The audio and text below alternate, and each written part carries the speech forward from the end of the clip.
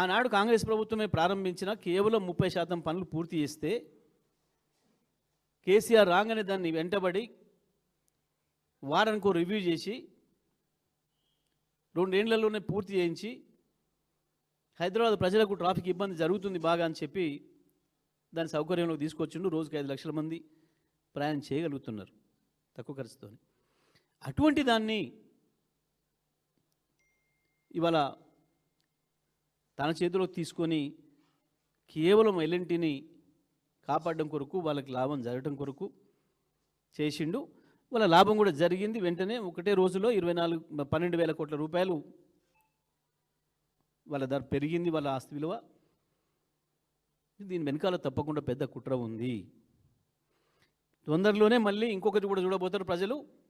తనకిష్టమైన 2-3 సంస్థలకి మళ్ళీ ఈ మెట్రోకి సంబంధించిన ఆస్తులన్నిటి కూడా కట్టబెడతాడు. నష్టం వచ్చే లైన్ ఏమో మన ప్రభుత్వం చేతిలో ఉంచుతాడు, ప్రజల మీద భారం వేస్తాడు. షాపింగ్ కాంప్లెక్స్లు దాదాపు 35,000 కోట్ల రూపాయల విలువ కలిగిన భూములకు సంబంధించి కాంప్లెక్స్లు ఎక్కడ కట్టారు అవి మాత్రం తన దోస్తులకు అప్పచెప్తాడు. మళ్ళీ అక్కడ కూడా ఇదే దందా. ఒక్క మాటలో చెప్పాలంటే ఇవాళ ఈ రాష్ట్రంలో కేవలం రియల్ ఎస్టేట్ దందా నడుస్తుంది. ఇంకొక వైపు ఈ ప్రభుత్వం ఒక సర్కస్ లాగా నడుస్తుంది.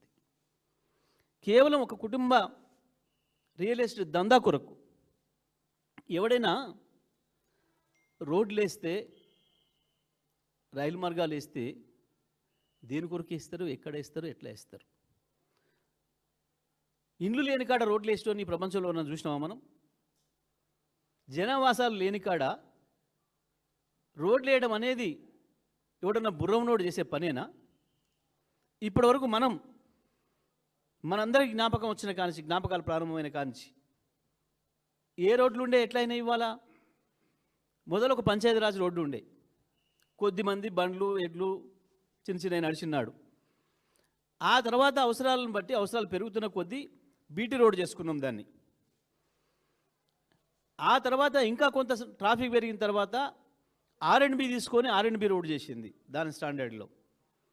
ఇంకా అవసరాన్ని బట్టి దాన్ని డబుల్ రోడ్లు చేసుకున్నాం.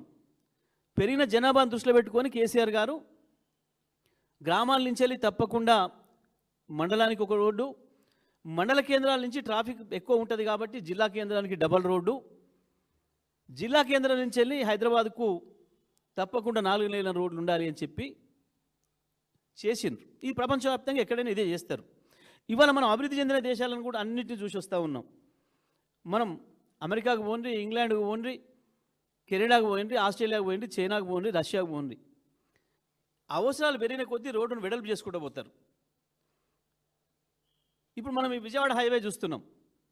ఈ మధ్యన వెడల్పు కార్యక్రమం మొదలుపెట్టిండ్రు. అంతేందుకు ఇవాళ ఎయిర్పోర్ట్లోకి పోయే రోడ్డు చూస్తున్నాం.